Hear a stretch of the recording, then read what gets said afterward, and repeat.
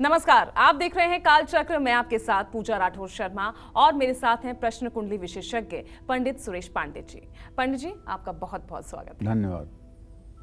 नमक कैसे कराएगा बरकत, नमक कैसे बढ़ाएगा संपत्ति, नमक कैसे दूर करेगा विपत्ति। किचन में नमक है तो जरूर देखिए काल चक्र। जी हाँ, समुद्री नमक का इस्तेमाल, दान और उपाय आपके घर से नेगेटिविटी और वास्तु दोष को कैसे दूर कर सकते हैं, इसके बारे में तो पंडित जी ने आपको काल चक्र में कई बार बताया है। लेकिन आज पंडित जी पूरा 1 घंटा काल चक्र में आप सभी को बताने वाले हैं कि समुद्री नमक का साइंटिफिक पहलू क्या है, क्यों खास है समुद्री नमक, कौन कौन से मिनरल्स और एलिमेंट्स होते हैं समुद्री नमक में जो इसको और भी ज्यादा इफेक्टिव बनाते हैं, और साथ ही नमक से जुड़ी वो खास और महत्वपूर्ण जानकारियां जो आपने अभी तक नहीं सुनी होंगी, उसके बारे में भी आज पंडित जी आपको बताएंगे। इसके अलावा अगर आपका भी कोई सवाल है तो आप हमें फोन कर सकते हैं। हमारा नंबर है 0120665241। तो समुद्री नमक के ढेरों उपाय आपने कालचक्र में देखे और सुने होंगे, लेकिन आप समुद्री नमक का साइंटिफिक पहलू नहीं जानते होंगे। आखिर क्यों खास है ये समुद्री नमक? समुद्री नमक के अंदर ऐसे कौन से एलिमेंट्स होते हैं जो ना सिर्फ आपको सेहतमंद बनाते हैं बल्कि आपकी हर परेशानी को भी दूर करते हैं? ऐसा क्या है समुद्री नमक में जो ये इतना असरदार और चमत्कारी है? इसका वैज्ञानिक आधार क्या है? आइए पंडित जी से जानते हैं। पंडित जी, समुद्री नमक, आपने बहुत से उपाय इसको लेकर बताए हैं, लेकिन ये इतना खास क्यों कहा जाता है? कैसे ये चमत्कार कर सकता है? देखो पूजा, किसी चीज का प्रभाव तब पता चलता है जब उसका अभाव होता है जी। तब तक उस चीज की उपयोगिता समझ में नहीं आती है जब तक वो चीज उपलब्ध होती है। जब वो अनुपलब्ध हो जाए तब उसको उसकी उपयोगिता समझ में आती है जी। पूजा आज आसानी से हमारे साथ हैं तो हमें कुछ नहीं समझ में आ रहा है कि इनकी क्या उपयोगिता है, लेकिन जिस दिन पूजा नहीं रहें उस दिन समझ में आएगा कि पूजा की उपयोगिता क्या है। बिल्कुल। तो इसी तरह से जो लोग 9 दिन का नवरात्र का व्रत करते हैं और नमक नहीं खाते हैं, सेंधा नमक भी नहीं खाते हैं, उन लोगों से पूछिए कि नमक की क्या उपयोगिता होती है। व्रत में 7वां दिन, 8वां दिन, 9वां दिन उनको गिनना पड़ता है कि कितने जल्दी ये दिन बीते और कितने जल्दी हम सब कुछ तो खाते हैं। केवल नमक ही उसमें कम रहता है, बाकी तो सारी चीज़ें रहती हैं। कुट्टू के आटे की कचौड़ियाँ भी बना लेते हैं, सब्जी भी बना लेते हैं, कुट्टू की खिचड़ी भी बना लेते हैं, सिंघाड़े का आटा का पकौड़ियाँ भी बना लेते हैं, लेकिन केवल अगर कुछ नहीं रहता है तो उसमें नमक नहीं रहता है। और वो एक नमक जो है इतना बेचैन करता है, इतना इंतजार करवाता है जिसकी कोई सीमा नहीं। बिल्कुल। तो नमक का अगर अभाव हो जाए तब उसका प्रभाव पता चलता है कि नमक का प्रभाव क्या है। तो कहने का मतलब ये है कि आपको बहुत बार समुद्री नमक घर में इस्तेमाल करने के लिए मैंने कहा है। मैंने कई बार आपको ये भी बताया है कि अगर आप अपने घर के वास्तु दोष को दूर करना चाहते हैं, अपनी मानसिक स्थिति को मजबूत करना चाहते हैं, तो हफ्ते में 1 बार कम से कम पानी में समुद्री नमक या सादा नमक पानी में मिलाकर अपने घर में पोछा लगवाएं। वैसे तो आप फिनाइल से पोछा लगवाते होंगे, लेकिन उसी फिनाइल वाले पानी में अगर 2 चम्मच नमक भी डाल दें और उससे पोछा लगवाएं तो घर की सारी नेगेटिविटी दूर हो जाएगी। आज आपको मैं ये बताऊंगा कि समुद्री नमक में ऐसा क्या है जो इसको अपने घर में रखने से, इसको खाने से, समुद्री नमक से कुछ उपाय करने से आपके जीवन और आपके घर से बड़ी बड़ी परेशानियां छूमंतर हो सकती हैं। ध्यान से सुनने की बात है। समुद्री नमक में 75 तरह के मिनरल और ट्रेस एलिमेंट होते हैं। 75 तरह के मिनरल्स और ट्रेस एलिमेंट होते हैं। इसमें सबसे ज़्यादा सोडियम क्लोराइड की मात्रा होती है, इसीलिए नमक का रासायनिक सूत्र है NaCl, सोडियम क्लोराइड।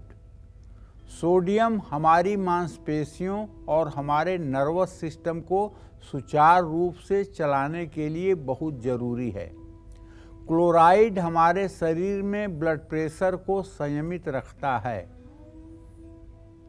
भोजन में मौजूद पोषक तत्वों को शरीर और खून तक पहुंचाकर शरीर को स्वस्थ रखने के लिए सोडियम और क्लोराइड बहुत जरूरी होती है।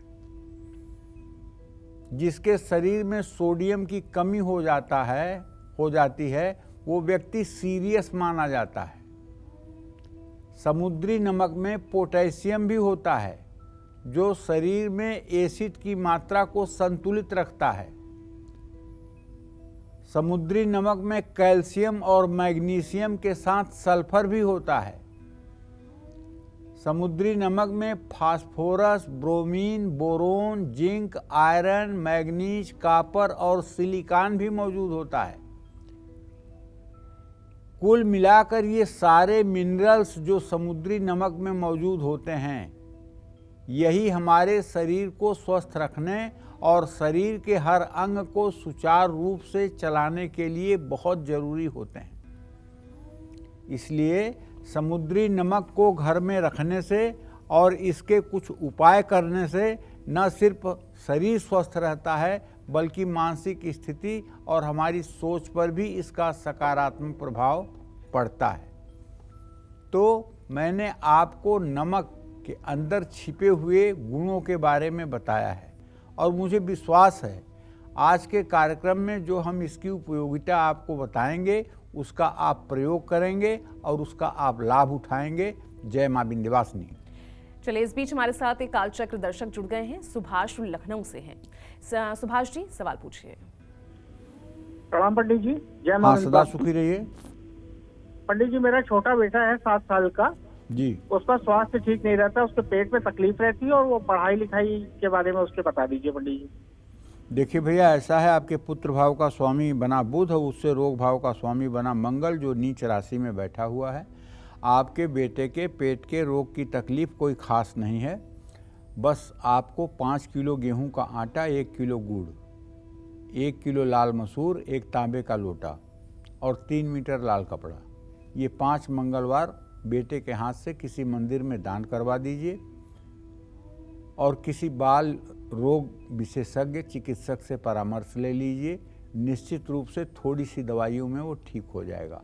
और हो सके तो हींग अगर घर में हो तो हींग को पानी में घोल करके उसके नाभि के चारों तरफ हींग लगा दीजिए। ये दिन भर में 2-3 बार 2-3 दिन तक इसको लगाइए, उसके पेट का रोग काफ़ी हद तक ठीक हो जाएगा। और चलिए अब बढ़ते हैं दूसरे कॉलर की तरफ। सोनीपत से सुनील हैं फोन लाइन पर। सुनील जी, सवाल पूछिए। पंडित जी नमस्कार। जय विंध्यवासिनी। जय मां विंध्यवासिनी भैया। पंडित जी, मेरा नाम सुनील है और मेरी बड़ी बेटी है जिसका जन्म तारीख है 30 मार्च 1995 और जन्म का समय है शाम को 7:25 पे। मेरे 2 सवाल है उनके लिए। मेरी बेटी डिफेंस में जाने की इच्छा रखती है, उसके बारे में मैं थोड़ा जानना चाहता हूँ। और शादी उनकी कब तक होगी, उनका लाइफ पार्टनर के बारे में भी थोड़ा जानना चाह रहा हूँ, वो किस फील्ड के होंगे।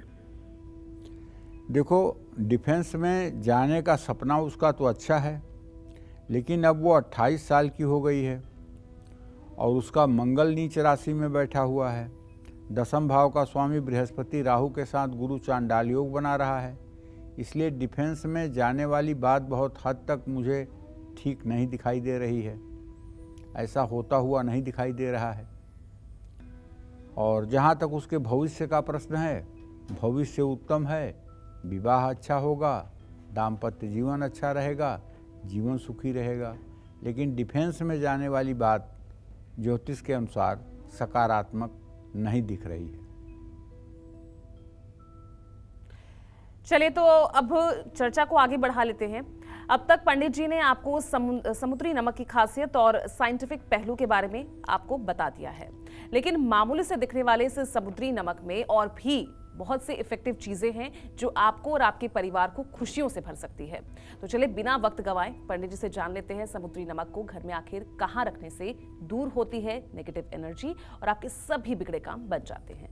पंडित जी बताइए, कहाँ रखना चाहिए? देखिए, वास्तुशास्त्र के अनुसार, वास्तुशास्त्र क्या है जी?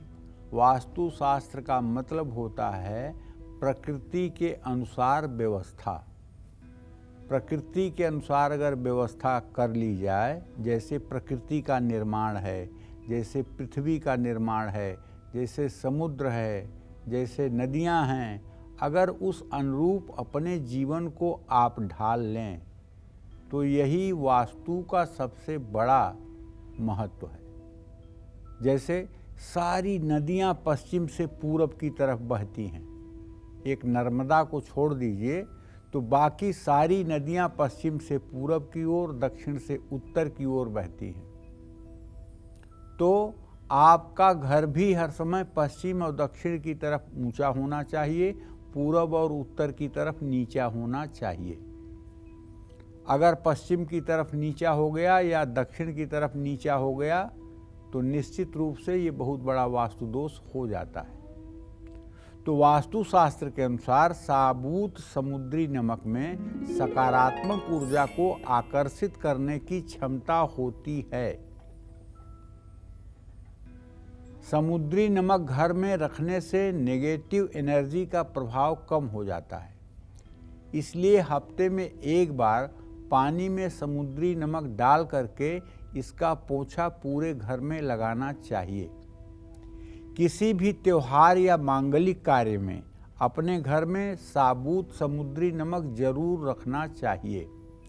इससे कोई भी पूजा या मांगलिक कार्य बिना रुकावट के पूरा होगा। और इसे शीशे के बाउल में रखना चाहिए, शीशे के कटोरे में रखना चाहिए। और वो भी कटोरा पतले कांच का नहीं होना चाहिए, मोटे कांच का होना चाहिए, ताकि अगर हल्की सी ठोकर भी लग जाए तो वो टूटे न। घर में समुद्री नमक रखने से आपके घर, आपकी सेहत, आपकी सोच और आपके व्यवहार पर इसका सीधा सकारात्मक प्रभाव पड़ेगा। साबुत समुद्री नमक को 4 ढक्कन वाले कांच के कटोरे में डालकर घर की चारों दिशाओं में रखने से वास्तु दोष दूर हो जाता है। जिन लोगों को डिप्रेशन है, एंजाइटी है और एंजाइटी की भयंकर समस्या है, उनको अपने दोनों हाथों में साबुत समुद्री नमक थोड़ी देर तक पकड़ करके रखना चाहिए और उसके बाद उसको रख देना चाहिए। कुछ देर बाद मुट्ठी खोलकर बचे हुए समुद्री नमक को वॉश बेसिन में डाल देना चाहिए। इससे शरीर की सारी निगेटिव एनर्जी उस नमक के साथ निकल करके बाहर चली जाएगी। अगर आपके हाथ में बहुत पसीना आता है, पैरों में इतना पसीना आता है कि स्लीपर फिसलने लगता है और इसका इलाज आपको नहीं मिल पा रहा है, तो आप साबुत समुद्री नमक को दोनों मुट्ठियों में अपने बंद करके 5 मिनट तक रखिए और उसके बाद हाथ को वॉश बेसिन में धो दीजिए। आप देखिए पसीने का आना भी कम हो जाएगा और आपका स्वास्थ्य भी ठीक हो जाएगा, आपकी नेगेटिविटी भी दूर हो जाएगी। जय मां विंध्यवासिनी। चलिए, इस बीच हमारे साथ कालचक्र दर्शक जुड़ गए हैं, अरुण वाराणसी से। अरुण जी, सवाल पूछिए। हाँ, प्रणाम पंडित जी। हेलो। हाँ अरुण जी।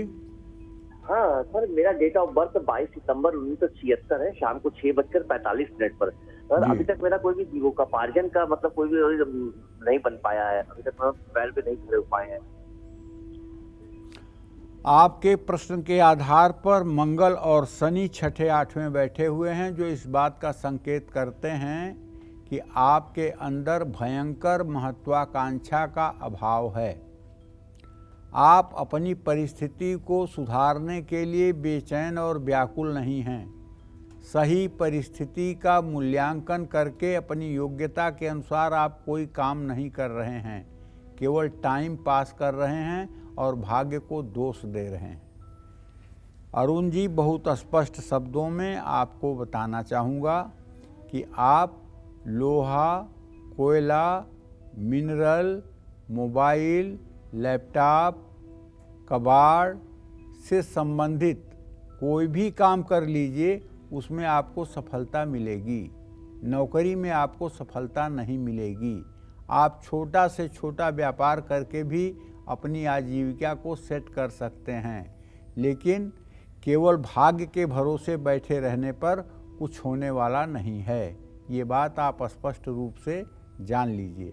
और अगर इसके बावजूद भी, मेरे कहने के बावजूद भी आप रास्ता नहीं खोज पा रहे हैं, तो आप लगातार 1 सप्ताह बनारस में रहते हैं, संकट मोचन हनुमान मंदिर जाइए और वहाँ 100 पाठ रोज हनुमान चालीसा के करिए और हनुमान जी से प्रार्थना करिए कि हे प्रभु, मेरे आजीविका का मार्ग प्रशस्त करिए, मुझे रास्ता दिखाइए, मैं किस रास्ते पर चल करके अपने जीवन को सफल करूं।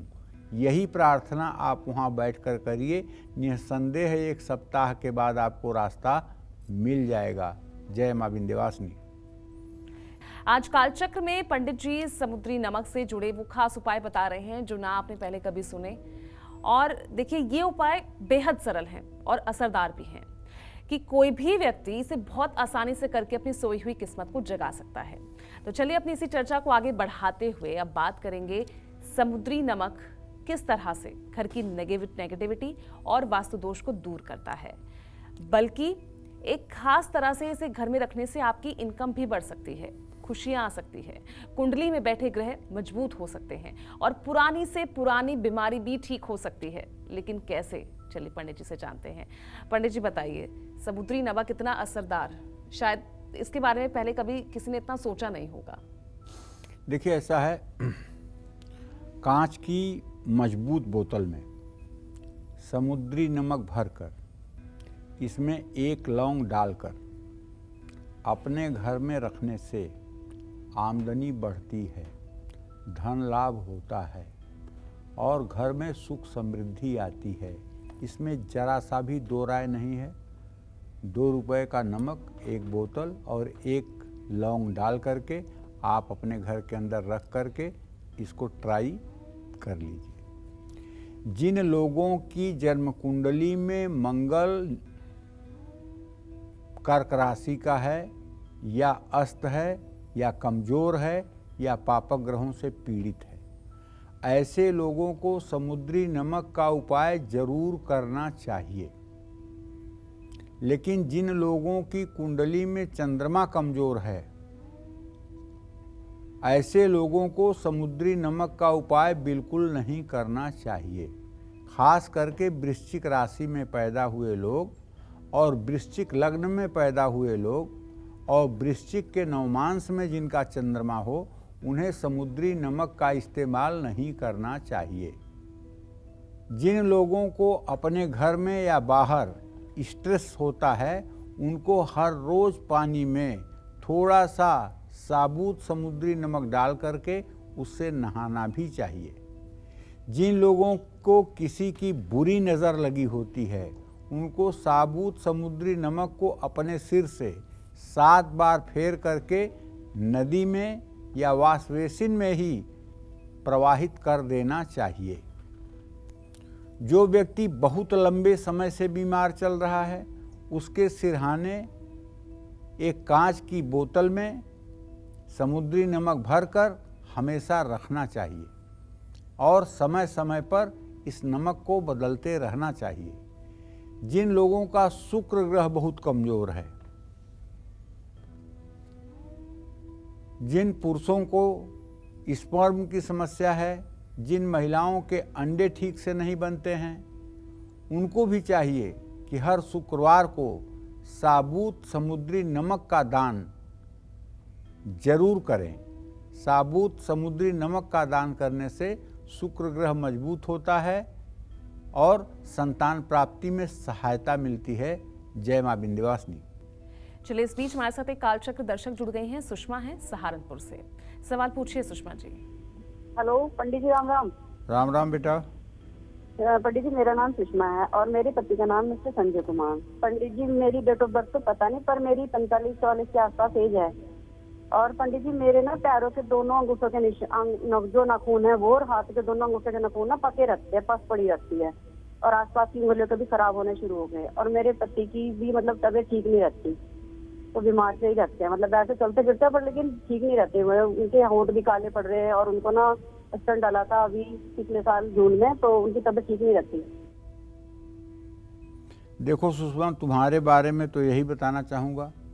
5 किलो चावल, 3 मीटर सफ़ेद कपड़ा, एक शंख, एक मोती की माला और एक चांदी का सिक्का। ये आप सोमवार के दिन किसी शिव मंदिर के पुजारी को दान कर दीजिए और ये दान हर 6 महीने पर 5 बार आप करिए। आपके पैरों में जो हर समय मवाद की स्थिति बनती है, उसके लिए एक बार आपको चाहिए कि अपनी प्लेटलेट का भी जांच करवाएं। कहीं आपका खून गाढ़ा तो नहीं हो रहा है, कहीं आपका प्लेटलेट 4.5 लाख से ज़्यादा तो नहीं हो रहा है, यह भी एक बात हो सकती है। इसलिए आप अपनी जांच भी करवाएं और ये उपाय भी करें, इससे आप ठीक हो जाएंगी। सुषमा, जहाँ तक तुमने अपने पति के बारे में पूछा है, तो उनके बारे में ये बताना चाहता हूँ बेटा कि उनका जो रोग भाव का स्वामी है वो शनि है। उन्हें और कोई प्रॉब्लम नहीं है, उन्हें केवल नसों से संबंधित और एसिडिटी और वायु विकार से समस्या है, जिसके कारण वो कमजोरी फील करते हैं और जिसके कारण वो अपने कार्य को सुचारू रूप से कर नहीं पाते हैं।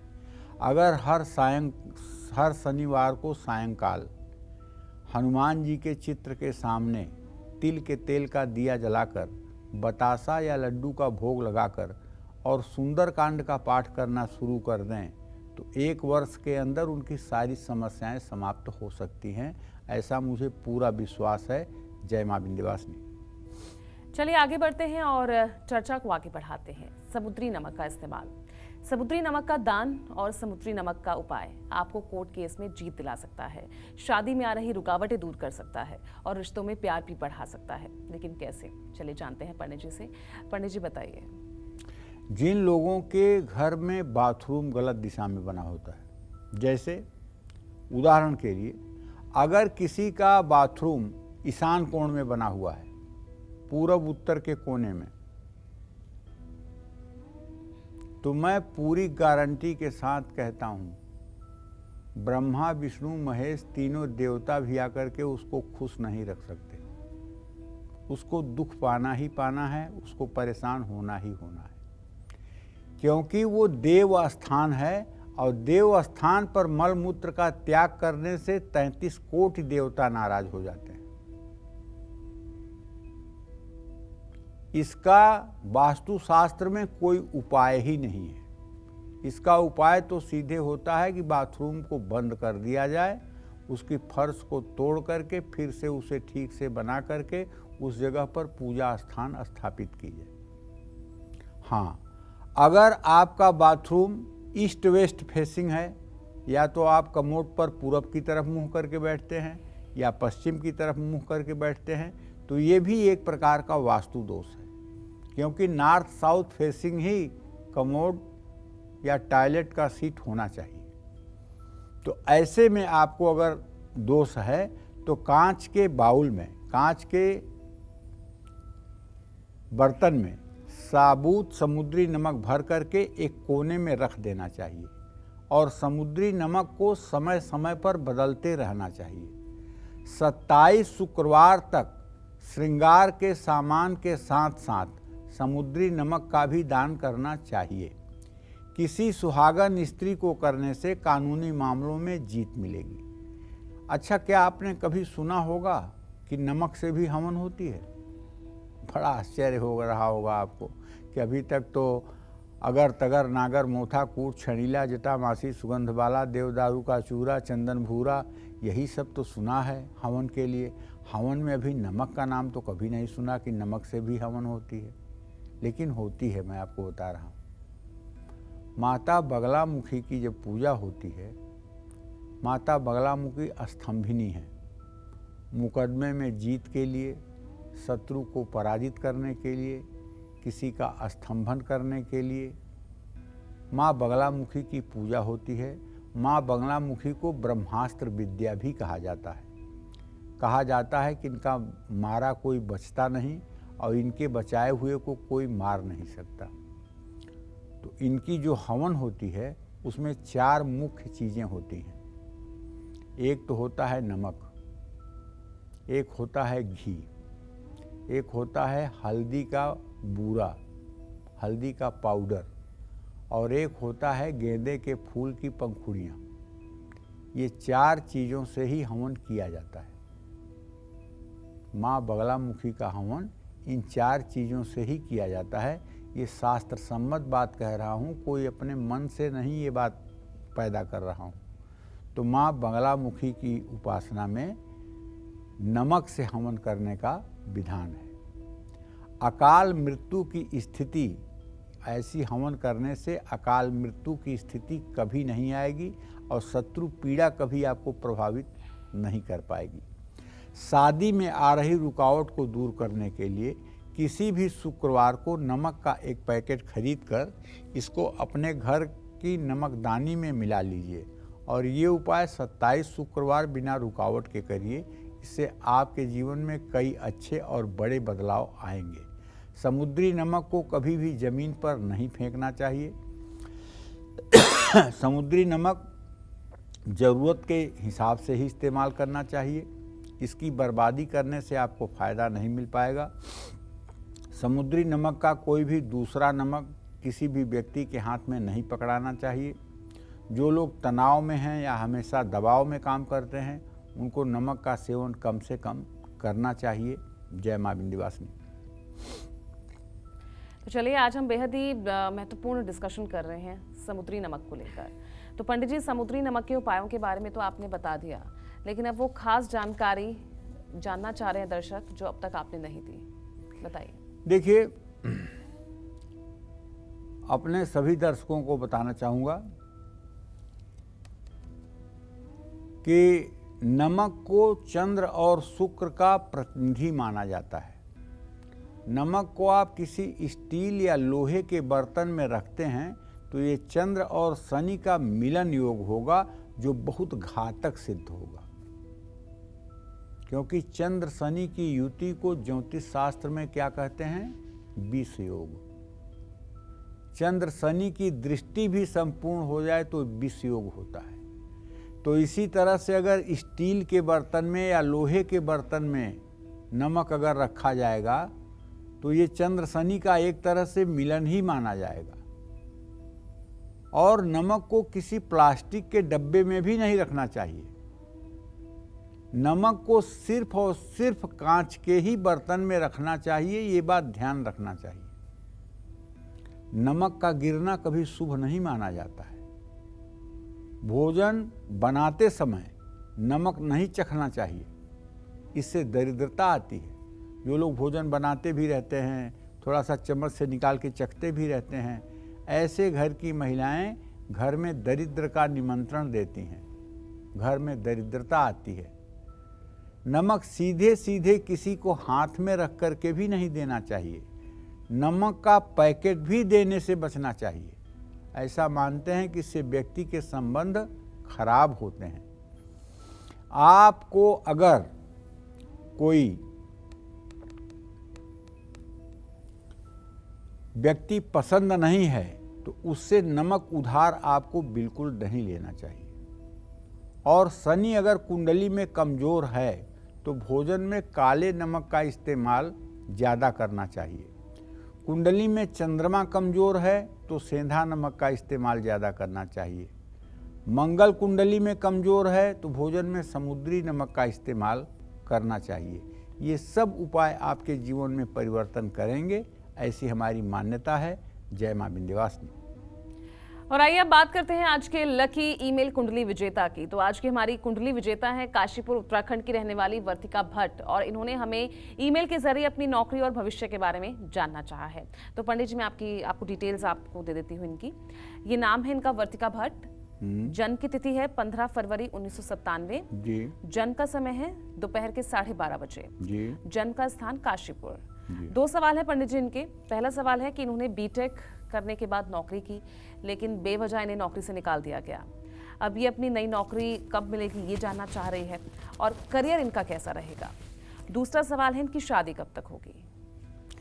देखो, ऐसा है, वर्तिका का जन्म 15 फरवरी 1997 को 12:30 बजे दिन काशीपुर उत्तरांचल में हुआ। इनका जन्म वृषभ लग्न में हुआ है और इनकी जन्म राशि भी वृषभ राशि है। इस समय इनकी राहु की महादशा चल रही है। राहु में शुक्र की अंतरदशा चल रही है। इनके आजीविका भाव का स्वामी शनि है, जो केतु के साथ एकादश भाव में बैठा हुआ है। इसलिए बिना किसी गलती के इनके ऊपर आरोप लगा करके और इनको नौकरी से निकाला गया। जब किसी की कुंडली में दशम और एकादश भाव में क्रूर पापग्रह होते हैं तो ऐसे आदमी को बिना किए हुए अपराध की भी सजा मिलती है। पहली बात। दूसरी बात ये कहना चाहूँगा कि नौकरी का जहाँ तक प्रश्न है तो मुझे पूरा विश्वास है कि 22 मई से लेकर 15 जुलाई के बीच में फिर इनको नौकरी मिल जाएगी। लेकिन इनके जीवन में ऐसा बार बार होगा कि बिना गलती के भी इनके ऊपर आरोप प्रत्यारोप लगेंगे। इससे इन्हें बचने के लिए नित्य सूर्य को जल भी देना चाहिए और गायत्री मंत्र का 108 बार जप भी करना चाहिए, ताकि इनकी कीर्ति जो है इनके जीवन को सफल बनाए। जहाँ तक विवाह का प्रश्न है तो राहु में शुक्र का अंतर चल रहा है और इनके विवाह भाव का स्वामी मंगल है, जो राहु के साथ है। तो विवाह का योग 15 अक्टूबर 2023 से 30 मई 2024 के बीच बन रहा है। अच्छा विवाह होगा, बढ़िया विवाह होगा, आपके पसंद का विवाह होगा और आपका वैवाहिक जीवन भी अच्छा रहेगा, इसमें कोई दो राय नहीं है। एक बात साफ साफ सुन लो, तुम्हारे भाग्य भाव में बृहस्पति, शुक्र और बुध 3 शुभ ग्रहों की स्थिति है और चंद्रमा उच्च का है, लेकिन गुरु नीच राशि में है। तो इसलिए तुम्हें थोड़ा सा बृहस्पतिवार के व्रत करने चाहिए, केले के पेड़ की पूजा करनी चाहिए और बृहस्पतिवार के दिन पूरे पीले कपड़े पहनने चाहिए। ऐसा करने से भाग्योदय में तेजी आएगी। जय मां विंध्यवासिनी। तो कैसे बैंक बैलेंस बढ़ाएगा बूंदी का लड्डू? जी हाँ, कैसे बिगड़े काम बनाएगा बूंदी का लड्डू और कैसे आपका भाग्य उदय कराएंगे बूंदी के लड्डू? चलिए जानते हैं पंडित जी से। पंडित जी, बूंदी के लड्डू सबको बेहद पसंद होते हैं, लेकिन ये कैसे हमारी किस्मत बदल सकते हैं? देखो, बूंदी के लड्डुओं में नवग्रहों को नियंत्रित करने की क्षमता होती है। बूंदी का गोल आकार बुध को, बूंदी के लड्डू का रंग बृहस्पति को और सूर्य को नियंत्रित करता है। बूंदी के लड्डू की सुगंध चंद्रमा को और मेवे जो उसमें डाले जाते हैं शुक्र और मिठास जो डाली जाती है वो मंगल को नियंत्रित करती है। और बूंदी के छोटे छोटे दाने जो हैं राहु और केतु और शनि को नियंत्रित करते हैं। शनि की महादशा 7.5 या ढैया में अगर कष्ट मिल रहा है तो शनि को शुभ बनाने के लिए बंदरों को बूंदी के लड्डू शनिवार को खिलाकर देखिए। इससे आपकी किस्मत न चमकने लगे तो कहिए, सफलता के द्वार भी खुलने लगेंगे। शनि को प्रसन्न करने के लिए एक तेल लगी रोटी पर बूंदी का लड्डू रखकर 43 दिनों तक काली गाय को शनिवार को खिलाया जाए तो आप उसका चमत्कार देखिए। केतु की महादशा हो या केतु की अंतर्दशा हो, अगर उसका अशुभ फल मिल रहा है तो बुधवार को भगवान गणेश मंदिर में बूंदी के लड्डुओं के साथ दुर्वांकुर का भोग लगाइए। केतु के अशुभ प्रभाव से आप बीमार पड़ गए हैं या आपको ब्रेन से संबंधित कोई प्रॉब्लम है या आपके दिमाग में क्लॉटिंग हो गई है, ब्लॉकेज हो गया है, तो रविवार को बूंदी के 1.25 किलो लड्डू मंदिर में प्रसाद के रूप में बांटिए। ये सारे उपाय ऐसे हैं जिसे करने के बाद निसंदेह आपको लाभ मिलेंगे और लाभ की स्थिति में आप रहेंगे। जय मां विंध्यवासिनी। चलिए, तो पंडित जी बहुत बहुत शुक्रिया इतनी खास जानकारी आपने दर्शकों तक पहुंचाई। उम्मीद करते हैं आपको आज का ये विषय बेहद पसंद आया होगा। कल फिर एक नए विषय और आपकी परेशानियों को दूर करने के ढेरों उपाय लेकर आएंगे हम पंडित सुरेश पांडे जी के साथ। तब तक के लिए कालचक्र की पूरी टीम को इजाजत दीजिएगा और देश दुनिया की खबरों के लिए देखते रहिए News 24। नमस्कार।